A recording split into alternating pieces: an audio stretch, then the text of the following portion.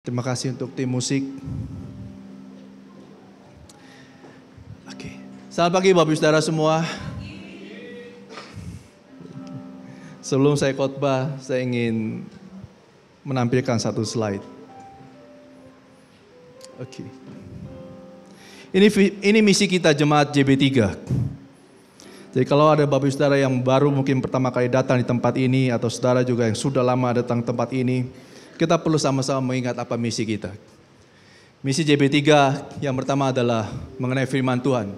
Bagaimana kita membangun kehidupan yang berdasarkan dari firman Tuhan.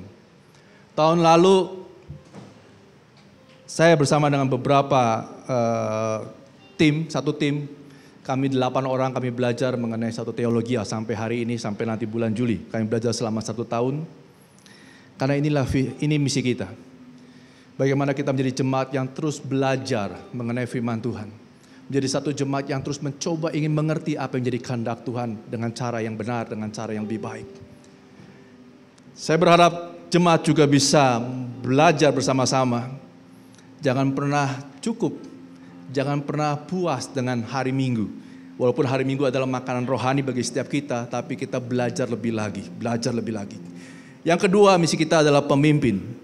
Misi kita bagaimana gereja ini membangkitkan pemimpin-pemimpin di masa yang akan datang. Dengan semua pelayanan yang ada, baik di dalam gereja maupun pelayanan-pelayanan nanti yang ada di luar yayasan-yayasan, kami menyadari hari ini kita perlu membangkitkan pemimpin-pemimpin. Selama 3 hari kemarin kami belajar di Jakarta, 12 orang kami belajar bersama-sama. Kami belajar kami ikut satu program namanya Leadership Intensive Program. Di sana kami belajar banyak hal. Bagaimana menjadi seorang pemimpin yang benar, pemimpin yang sehat. Bahkan bukan cuma itu, kami belajar bagaimana membangkitkan pemimpin di masa yang akan datang. So, mungkin hari ini tidak banyak. Tapi saya percaya, 1 tahun, 2, 3, 4, 5 tahun ke depan, kita akan banyak pemimpin yang lahir dari gereja ini. Karena inilah yang kita akan melakukan banyak hal berdasarkan misi kita. Lalu berikutnya yang ketiga, misi kita adalah komunitas. Nanti kita akan membangun, kita sudah punya komunitas, kita sudah punya home cell, yang tentunya kami berharap bahwa semua ini akan menjadi lebih berkembang lebih lagi. Cuma satu tujuan, yaitu untuk memenangkan jiwa, membawa mereka bertumbuh, membangkitkan pemimpin-pemimpin dari dalamnya. Dan yang terakhir misi kita adalah bagaimana memberkati, membangun pelayanan demi pelayanan yang pada akhirnya bukan hanya untuk kepentingan kita sendiri, tapi untuk menjadi berkat bagi kota dan bangsa kita. Jadi inilah hal-hal yang kita lakukan, dan kedepannya mungkin akan banyak hal lagi yang akan kita lakukan. Oke, kita masuk slide berikutnya. Saya akan bagikan mengenai khotbah hari ini. Hari ini saya akan khotbah nyambung dari apa yang Pastor Yosef sudah bagikan di minggu lalu, yaitu mengenal kemarahan. Karena tema kita tahun ini adalah Be the Light. Bagaimana kita menjadi terang bagi dunia ini. Dalam hal bagaimana kita bertumbuh menjadi orang-orang percaya yang pada akhirnya melalui perkataan kita, melalui perbuatan kita, melalui sikap hati kita, kita benar-benar bisa menjadi terang bagi dunia ini. Karena apalah artinya kita menjadi orang percaya kalau pada akhirnya dunia melihat kita dan mereka berkata, oh begini ya jadi hidup orang percaya. Saya nggak mau seperti mereka. Tapi kalau kita bisa menjadi be the light, kita berubah menjadi terang itu, maka kita akan bisa menjadi terang bagi dunia dan memberitakan nama Tuhan. Saya akan mulai dengan Matius 5 ayat 22 sampai ayat 26. Tetapi aku berkata kepadamu, setiap orang yang marah terhadap saudaranya harus dihukum. Siapa yang berkata kepada saudaranya kafir harus dihadapkan ke mahkamah agama, dan siapa yang berkata jahil harus diserahkan ke dalam neraka yang menyala-nyala. Lalu saya lanjutkan di slide berikutnya. Sebab itu, jika engkau mempersembahkan persembahanmu di atas mezbah dan engkau teringat akan sesuatu yang ada dalam hati saudaramu terhadap engkau, tinggalkanlah persembahanmu di depan mezbah itu dan pergilah berdamai dahulu dengan saudaramu, lalu kembali untuk mempersembahkan persembahan itu. Lalu slide yang ketiga. Segeralah berdamai dengan kawanmu, dengan lawanmu selama engkau bersama-sama dengan dia di tengah jalan, supaya lawanmu itu jangan menyerahkan engkau kepada hakim, dan hakim itu menyerahkan engkau kepada pembantunya dan engkau dilemparkan ke dalam penjara. Aku berkata kepadamu, sesungguhnya engkau tidak akan keluar dari sana sebelum kau membayar hutangmu sampai lunas. Minggu lalu Pastor sudah membagikan dari ayat yang di ayat yang 22 bahwa atau saya mulai dengan ini. Bahwa ayat ini ditujukan atau dikatakan Tuhan Yesus kepada orang-orang, kepada ahli-ahli Farisi dan orang-orang Taurat pada zaman itu. Di mana orang-orang Farisi dan para ahli Taurat, mereka adalah orang-orang yang belajar mengenai hukum Musa dan mereka menafsirkannya dengan caranya mereka. Jadi boleh dikatakan bahwa mereka ini adalah orang-orang yang mengetahui segala kebenaran dan mereka menganggap bahwa diri mereka adalah orang yang paling benar. Dan pada waktu itu, di zaman itu ditafsirkanlah bahwa ketika orang berbuat dosa adalah orang yang melakukan sebuah kejahatan. Lalu Yesus berkata kepada mereka, ketika engkau membenci saudaramu, maka engkau berbuat dosa. Artinya Tuhan Yesus ingin merubah cara pandang orang-orang bangsa Israel di zaman itu, bagaimana mereka melihat kebenaran firman Tuhan. Kebenaran yang tadinya hanya mengatakan kalau kamu berbuat sesuatu maka dosa, hanya itu. Tapi Tuhan Yesus menjelaskan lebih dalam bahwa bukan itu maksudnya. Bukan hanya apa yang kau lakukan, tapi apa yang ada di dalam hatimu itu akan menentukan apakah engkau berdosa atau tidak berdosa. Lalu pertanyaannya, jika demikian berarti setiap kita hidup dalam dosa? Ya. Karena tidak ada satu orang pun yang dibenarkan. Dan setiap kita telah jatuh di dalam dosa. Bahkan kalau kita mengukur dari perkataan Yesus hari itu, ketika kita membenci saudara kita aja kita sudah berdosa. Berarti mungkin hampir setiap hari kita berdosa. Tapi bersyukurnya bahwa ada kasih karunia Tuhan, ada grace, ada pemberian Tuhan di mana kita diselamatkan bukan karena perbuatan kita. Tapi karena memang itu diberikan. Karena sesungguhnya kalau kita mengukur kebenaran yang dari apa yang kita lakukan atau apa yang ada dalam hati kita, tidak ada satu orang pun yang dibenarkan karena hati manusia telah berdosa. Apa yang ada dalam hidup kita, kecenderungan kita adalah selalu ingin melakukan dosa. Selalu pengen marah, selalu pengen iri, selalu pengen dan sebagainya. Oleh karena itulah kami JB3 percaya bahwa hidup kita diselamatkan by grace. Karena kasih karunia Tuhan. Dan kita akan berjalan seumur hidup kita hanya berdasarkan grace. Setiap hari ketika kita berdiri di hadapan Tuhan atau berjalan dalam tempat pekerjaan kita, di dalam pelayanan kita, seringkali kita akan merasa bahwa saya nggak layak. Saya dosa. Apalagi hati kita, Tuhan sudah menunjukkan bahwa hati kita pun menentukan apa kita berdosa apa tidak berdosa. Dan saya jamin setiap hari saudara akan berjalan di dalam dosa. Tetapi bersyukur, karena Kristus datang menebus setiap kita. Bukan hanya menebus perbuatan kita, tapi semua dosa, termasuk dosa yang ada dalam hati kita. Jadi ketika kita berdoa di hadapan Tuhan, ampuni aku. Setiap hari kita berjalan, bukan lagi di dalam dosa, tapi by grace. Karena kasih karunia Tuhan, kita dibenarkan. Itu prinsip pertama yang saya bagikan. Slide berikutnya. Dosa dimulai dari hati. Dari ayat Matius tadi kita bisa mendapatkan sekali lagi bahwa dosa dimulai dari hati, bukan dari perbuatan, bukan hanya berbicara mengenai perbuatan. Prinsip yang kedua yang berikutnya adalah yang ingin saya bagikan. Pergi berdamai lebih penting daripada pergi ke gereja. Value yang ada di tengah-tengah dunia ini berkata bahwa ketika orang marah sama kita, saya baca sekali lagi. Sebab itu jika engkau mempersembahkan persembahanmu di atas mezbah dan engkau teringat akan sesuatu yang ada dalam hati saudaramu terhadap engkau. Sekali lagi, apabila engkau mengingat sesuatu yang ada dalam hati saudaramu terhadap engkau, tinggalkanlah persembahanmu di depan mezbah itu dan pergilah berdamai dahulu dengan saudaramu. Dunia mengatakan ketika ada orang marah sama kita dan kita tahu orang itu marah sama kita, dunia mengajarkan bahwa saya nggak berbuat salah, kan dia yang salah. Kalau dia yang salah, dia harus datang sama saya dan minta maaf sama saya. Betul. Tapi firman Tuhan mengatakan sebaliknya.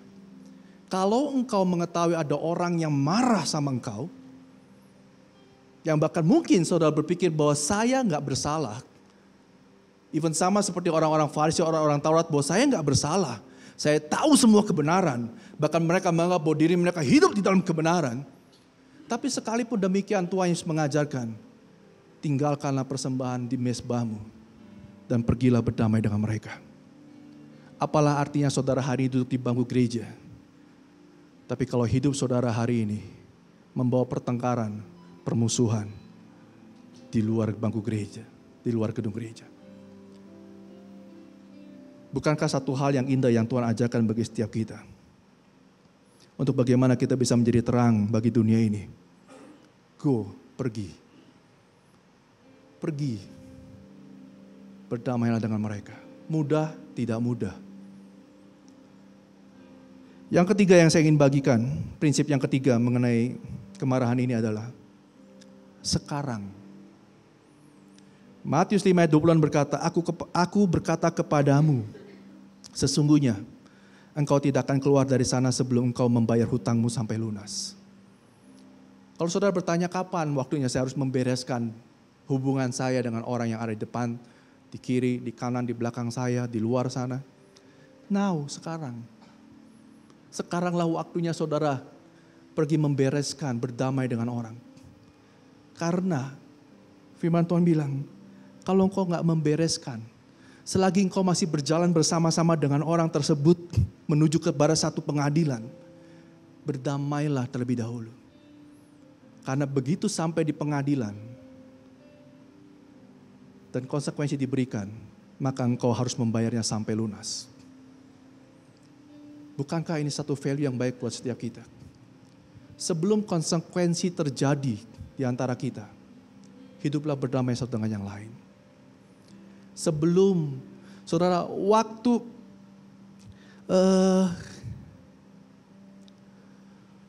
nanti saya akan lanjutkan berikutnya. Tapi poin yang saya sampaikan, now, sekarang. Jangan tunggu konsekuensi terjadi. Yang berikutnya yang saya bagikan, apa yang menyebabkan seseorang menjadi marah? Mari kita buka di Ester 1 ayat 10 sampai 12.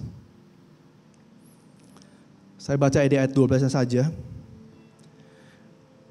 Orang marah pertama karena orang tidak mendapatkan apa yang dia inginkan. Ester 1 ayat 12 mengatakan, tetapi Ratu Wasti menolak untuk menghadap menurut titah raja yang disampaikan sida-sida itu. Sehingga sangat geramlah raja dan berapi-apilah murkanya. Ada satu zaman di sana di Alkitab, yaitu zaman Media Persia, di mana ada satu raja yang bernama Raja Ahasiweros. Ia memerintah di sana, dan di tahun ketiga dalam pemerintahannya, ia membuat satu perjamuan yang sangat besar. Di dalam perjamuan tersebut, Raja Ahasiweros itu menunjukkan kemegahan kerajaannya, kemuliaannya di depan banyak orang. Termasuk hari itu, dia memiliki seorang ratu bernama Ratu Wasti. Ratu yang dikatakan sangat elok perawatannya, sangat cantik rupanya. Dan Raja Ahasweros juga di tengah perjamuan itu, dia memanggil, dia meminta sida-sida orang-orang yang membantu raja untuk memanggil Ratu Wasti dari istananya. Untuk Ratu Wasti datang dan dia bisa menunjukkan kepada semua orang betapa cantik istrinya. Tetapi singkat cerita, Ratu Wasti tidak mau untuk datang. Dan waktu raja tahu sida-sida itu memberikan laporan bahwa Ratu Wasti tidak mau datang, dia marah. Dan itulah yang terjadi. Kemarahan yang kita alami. Seringkali kita marah sama orang lain karena kita nggak mendapatkan apa yang kita inginkan. Mengenai Raja Ahasiweros dan Ratu Wasti, ini berbicara mengenai sebuah struktur dalam kerajaan. Selain berbicara mengenai kerajaan, ini juga berbicara mengenai struktur dalam sebuah organisasi, termasuk gereja di dalamnya. Raja Ahasiweros dengan Ratu Wasti ini juga berbicara mengenai family, seorang suami dengan istrinya. Kita tidak bisa menutup mata, dan kita harus sama-sama menyadari, di dalam tempat pekerjaan kita bekerja, yang memiliki satu struktur dari atas ke bawah, Di dalam kehidupan kita berorganisasi dan bahkan bergereja hari ini, bahkan dalam kehidupan rumah tangga kita harus tahu bahwa kita tidak akan bisa mendapatkan semua yang kita mau dalam hidup kita. Jikalau kita ingin memaksakan apa yang kita mau dalam hidup kita, dimanapun kita berada, maka yang muncul adalah kemarahan demi kemarahan. Tetapi kalau firman Tuhan sudah mengatakan bahwa jalanku bukanlah jalanmu. Kadang-kadang kita harus menyadari bahwa apa yang Tuhan mau bukan berarti, apa yang kita mau bukan berarti apa yang Tuhan mau. Demikian pula dalam kehidupan kita, dalam pekerjaan kita, dalam kehidupan rumah tangga kita. Apa yang kita mau bukan berarti apa yang istri kita mau. Apa yang istri kita mau belum berarti apa yang kita mau. Bukankah itu kenyataan yang kita hadapi hari-hari ini? Bahwa tidak semua yang kita mau pasti akan kita dapatkan. Tetapi bukan berarti bahwa terus kalau kita nggak punya mau dan kita nggak bilang apa-apa. Bukan juga. Tapi nyatakanlah apa yang jadi kehendakmu. Firman Tuhan mengatakan apa yang menjadi keinginanmu sampaikanlah di dalam doa dan ucapan syukur. Bukankah Tuhan sedang mengatakan atau bukankah Tuhan sedang mengajarkan sebuah attitude, sebuah karakter dalam kehidupan orang-orang percaya. Ketika engkau mengingini sesuatu, mintalah, berdoalah bahkan dengan ucapan syukur. Bahkan di Filipi 4 dilanjutkan ayat 8, setelah itu pikirkanlah apa yang baik, apa yang mulia, apa yang sedap didengar, apa yang disebut dengan kebajikan. Karena Tuhan ingin menyampaikan ketika engkau mengingini sesuatu, sampaikanlah. Tetapi ketika engkau tidak mendapatkan apa yang kau inginkan, pikirkanlah apa yang benar. Pikirkanlah apa yang baik. Pikirkanlah apa yang mulia, apa yang sedap didengar dan sebagainya. Sehingga hubungan kita satu dengan lain dapat terjaga. Dikatakan di ayat-ayat selanjutnya, saya akan baca. Pada waktu akhirnya raja marah, Raja Ahasveros marah kepada Ratu Wasti. Akhirnya singkat cerita, Ratu Wasti tidak menjadi ratu, bahkan dibunuh. Dan setelah kejadian itu, Raja Ahasveros menyesal. Setiap kemarahan pasti akan ada konsekuensinya. Dan konsekuensi yang paling berat menurut saya bukanlah kehilangan sesuatu. Tetapi konsekuensi yang terberat di dalam kemarahan adalah kehilangan relasi satu dengan yang lain. Even seorang suami pun ketika dia marah-marah dalam hidupnya, konsekuensi terberat adalah he loses his wife. Dia kehilangan istrinya. Istri yang marah-marah, ia akan kehilangan suaminya. Jadi adalah baik bagi setiap kita. Ketika kita punya sesuatu, sampaikanlah satu dengan yang lain dengan sangat menghormati. Ingat core value kita. Home. H yang pertama itu bicara honor. Honor berbeda sama respect. Respect adalah kita menghargai seseorang karena jabatan seseorang. Respect adalah kita menghormati seseorang karena apa yang orang lain sudah lakukan buat kita. Tapi respect tidak. Tapi honor tidak. Honor adalah menghormati orang lain karena orang itu adalah ciptaan Tuhan yang berharga. Terlepas apa yang ia sudah lakukan, terlepas apa yang sudah ia katakan kepada kita, bahkan menyakiti hidup kita. Tetapi kita tetap mengasihi dia. Karena dia adalah ciptaan Tuhan yang berharga. Kita benci perbuatannya. Kita tidak suka sama perbuatannya. Tapi bukan pribadinya. Yang kedua, kenapa orang marah?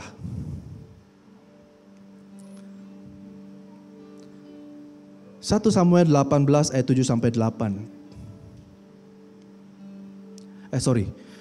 Kejadian 30 ayat 1 sampai 2.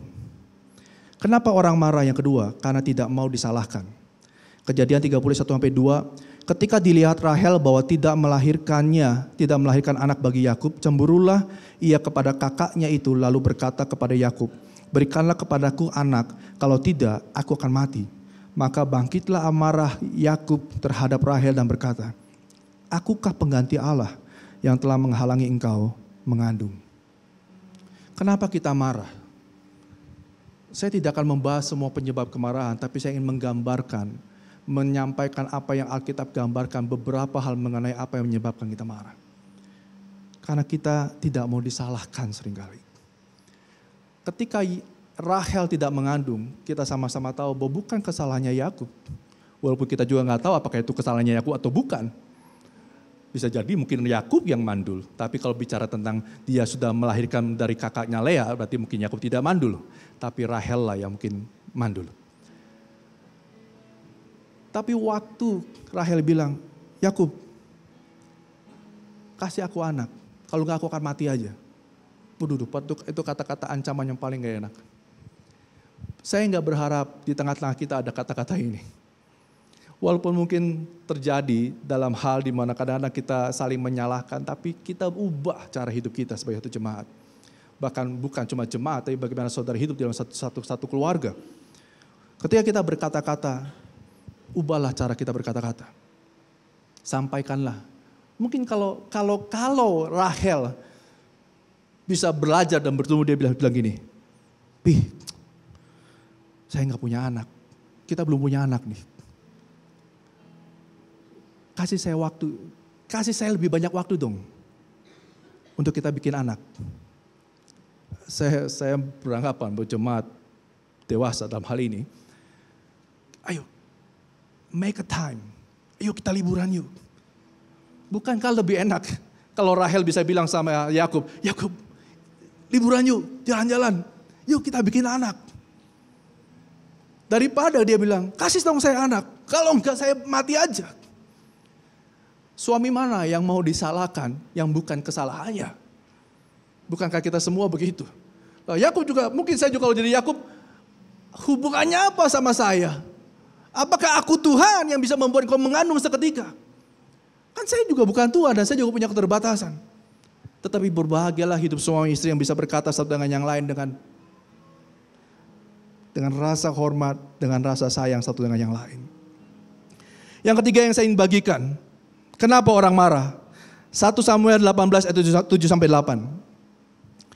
Dan perempuan yang menari-nari itu menyanyi berbalas-balasan, katanya Saul mengalahkan beribu-ribu musuh, tetapi Daud berlaksa-laksa. Lalu bangkitlah amarah Saul dengan sangat, dan perkataan itu menyebalkan hatinya. Sebab pikirnya kepada Daud diperhitungkan mereka berlaksa-laksa, tetapi kepada aku diperhitungkan beribu-ribu. Akhir-akhirnya jabatan raja itu pun jatuh kepadanya.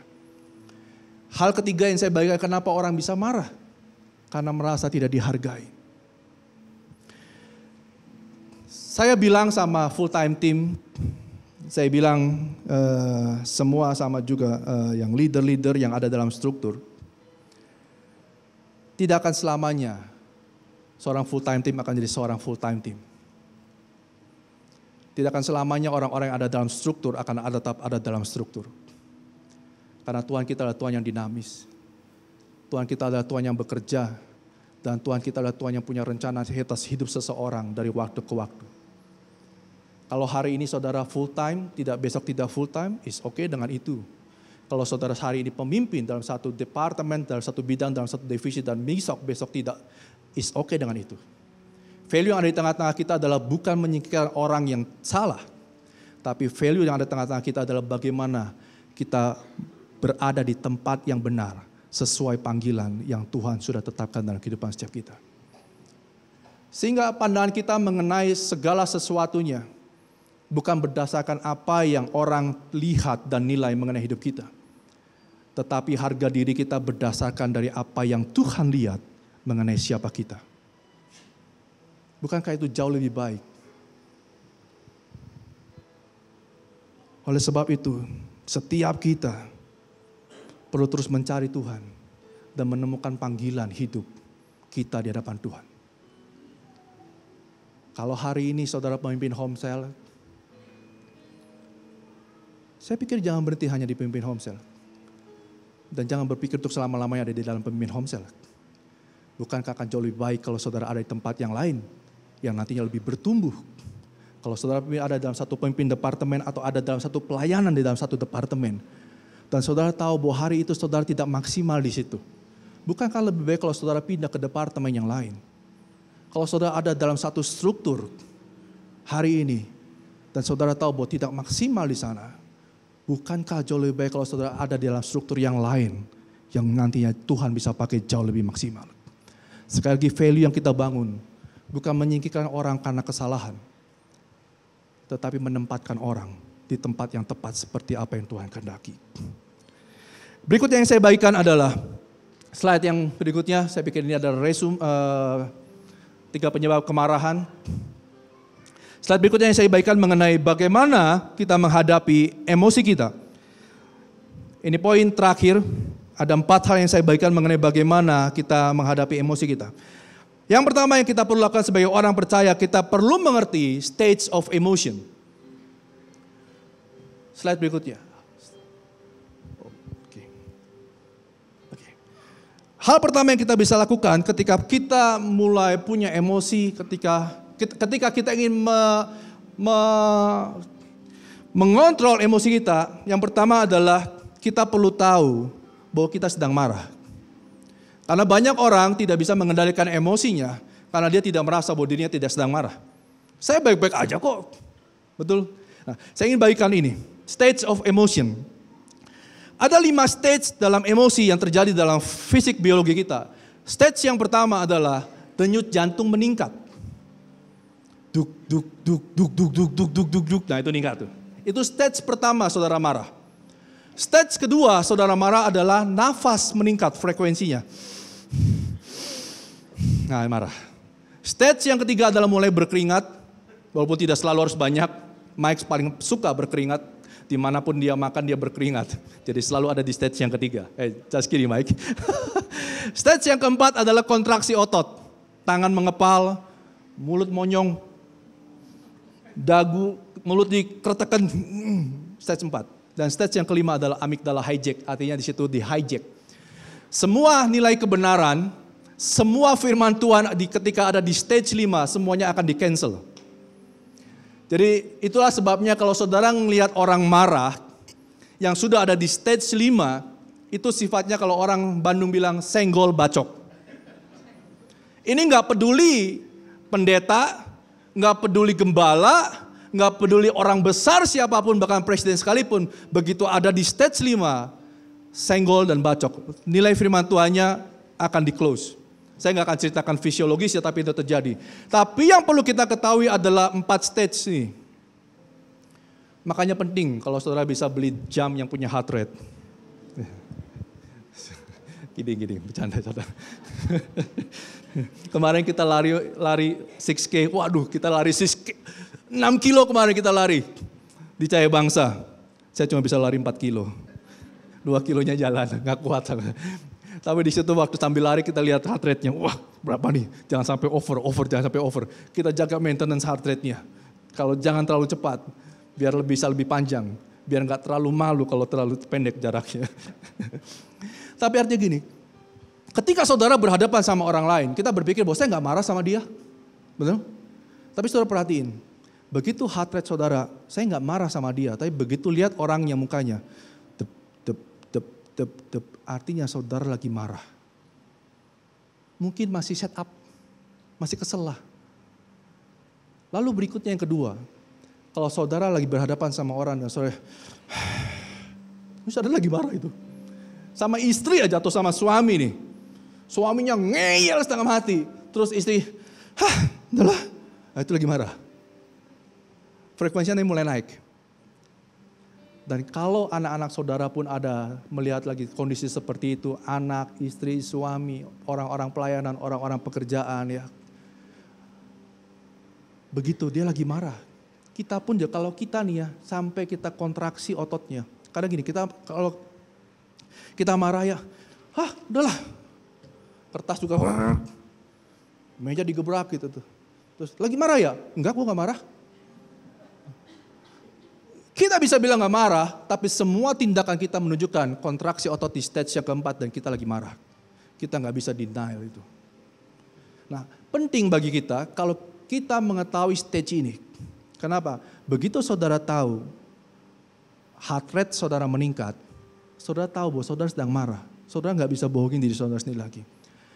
Kalau saudara tahu kebenaran, maka kebenaran itu akan memerdekakan engkau. Kalau saudara tahu kebenaran ini, maka saudara akan tahu bahwa saudara hari ini sedang marah. Stop, jangan lakukan. Mudah-mudahan ini akan membantu cara hidup kita dalam berjemaat. Kalau sesama rekan pelayanan ngelihat Johan, jangan bilang saudara nggak marah sama Johan. Saudara lagi marah sama Johan. Lalu apa yang harus kita lakukan sebagai orang percaya? Hampiri dia. Hampiri dia. 2 minggu yang lalu, saya marah sama ada satu orang dalam pelayanan. Saya mau bicara jujur apa adanya, saya juga bisa marah. Saya marah sekali dan saya kesal sekali. Dan saya bilang sama orangnya, saya coba telepon. Saya bilang, boleh gak saya ketemu? Saya mau ketemu, saya mau ngobrol. Kalau saya gak ketemu, saya gak ngobrol, maka saya tahu konsekuensinya, hubungan saya dengan dia akan rusak. Saya akan salah sangka, dia juga akan salah sangka. Saya bilang, saya mau ketemu, boleh gak bisa gak kita ketemu? Akhirnya singkat waktu kami ketemu, dan dalam pertemuan berdua itu, saya bilang sama dia, saya kesel sama kamu, saya marah sama kamu. Lalu saya tanya balik, kamu marah gak sama saya? Dia bilang, karena saya nanya, kalau saya gak nanya kan dia gak berani ngomong. Saya tanya, kamu marah gak sama saya? Saya bilang, iya, saya kesel sama kamu, saya marah sama kamu. Apa yang bikin kamu marah? Saya bilang, ya karena gini. Ada saksinya Ko Yosef. Saya cerita sama Ko Yosef. Yosef tahu orangnya. Saya gak akan cerita. Dia cerita semua kemarahan dia. Dia cerita kekesalan dia. Saya juga cerita di atas meja itu. Saya kesel sama kamu. Apa yang kamu lakukan, apa yang saya pikirkan. Dan setelah selesai, saya bilang, saya minta maaf. Dan dia pun minta maaf. Setelah kami selesai minta maaf, saya bilang, yuk kita berdoa sama-sama. Karena ini harus selesai di tengah-tengah kita. Bukankah kalau kita memiliki gaya hidup yang demikian adanya, hidup kita sebagai satu jemaat, satu keluarga akan menjadi sangat indah. Yang berikutnya yang kedua yang saya bagikan, apa yang saudara perlu lakukan ketika saudara sedang marah. Ester 1 ayat 16 sampai 18. Milikilah pertemanan yang baik. Maka sembah memukan itu orang-orang yang membantu raja di hadapan raja dan para pembesar itu. Wasti sang ratu bukan bersalah kepada raja saja, melainkan juga kepada semua pembesar dan segala bangsa yang di dalam segala daerah Raja Ahasweros. Karena kelakuan sang ratu itu akan merata kepada semua perempuan, sehingga mereka tidak menghiraukan suaminya apabila diceritakan orang Raja Ahasweros menitahkan supaya Wasti sang ratu dibawa menghadap kepadanya, tetapi ia tidak mau datang. Pada hari ini juga istri para pembesar raja di Persia dan Media yang mendengar tentang kelakuan sang ratu akan berbicara tentang hal itu kepada suaminya, sehingga berlarut-larutlah penghinaan dan kegusaran. Hal yang kedua yang saudara bisa lakukan ketika saudara sedang emosi atau marah sama seseorang, cari teman yang baik. Kalau saya cari teman hari itu, orang yang juga emosi, maka saya akan emosi.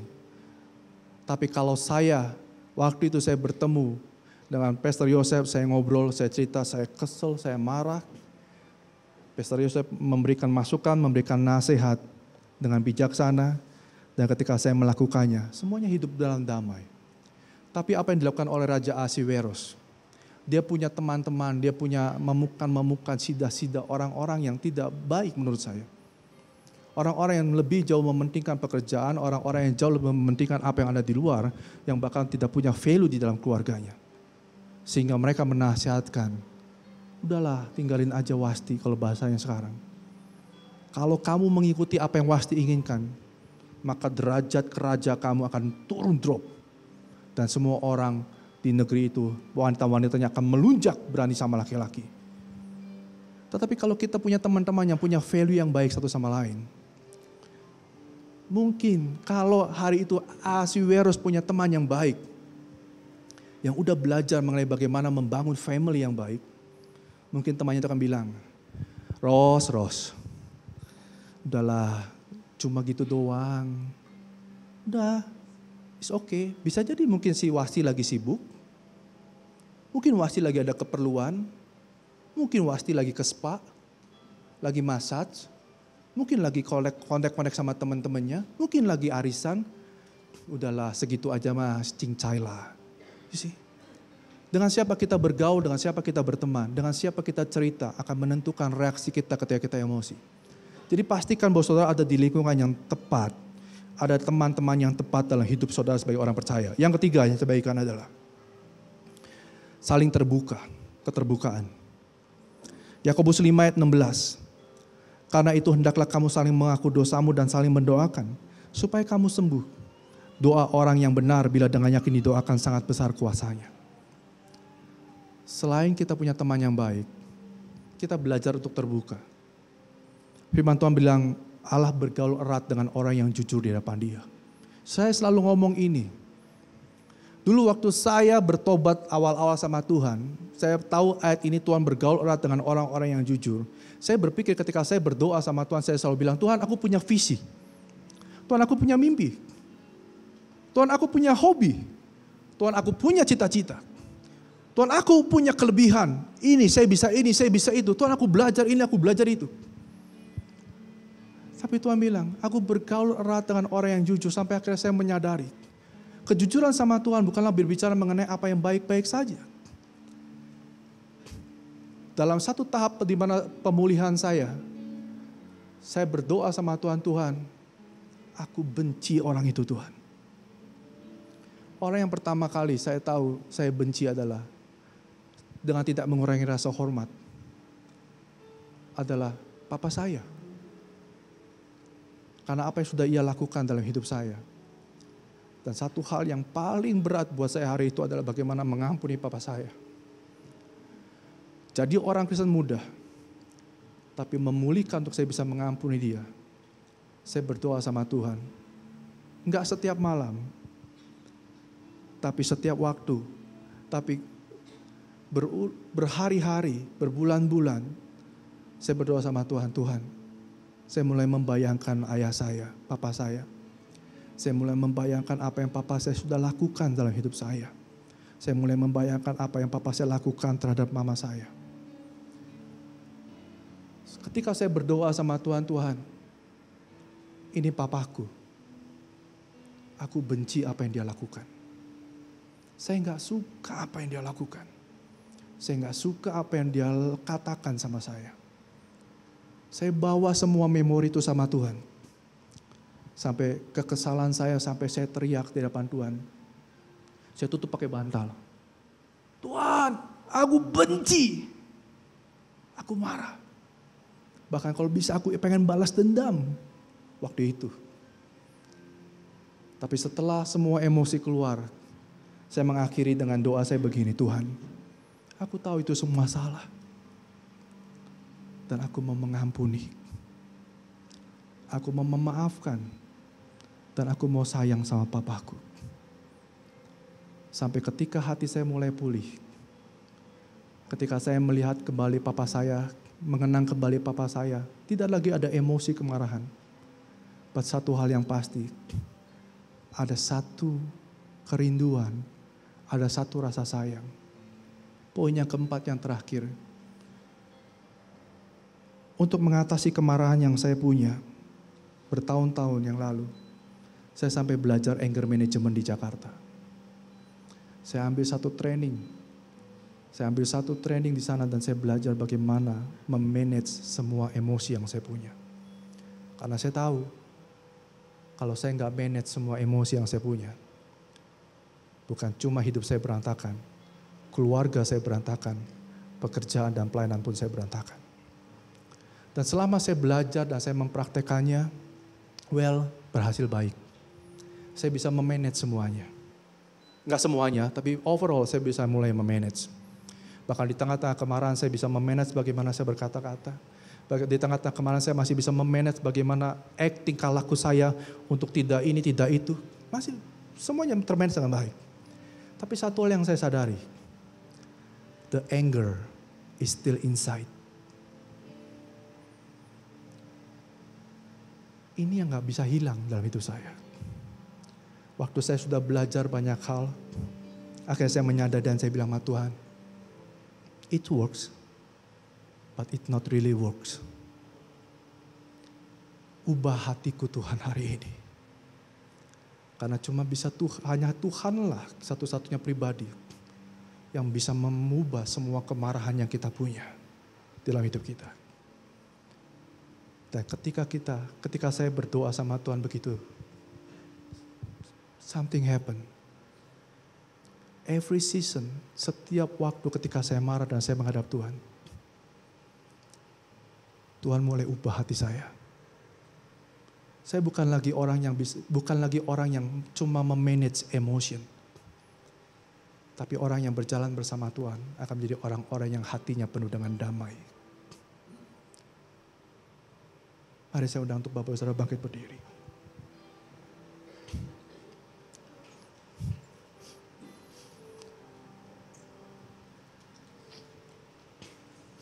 Mari kita pejamkan mata kita.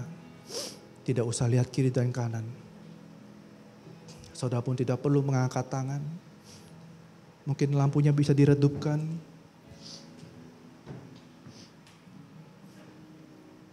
Hari ini saya ingin mengajak untuk setiap kita.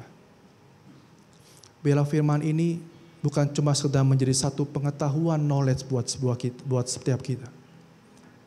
Tapi biarlah firman ini menjadi sebuah kehidupan bagi setiap kita. Jikalau ada hari ini dari saudara yang marah, sedang kesal, sedang marah, tumpangkan tangan saudara di dada saudara. Tidak ada yang lihat, semua pejamkan mata. Saudara bisa bayangkan siapakah orang yang saudara sedang kesal kepadanya. Saudara bisa gambarkan wajahnya, imajinasikan wajahnya.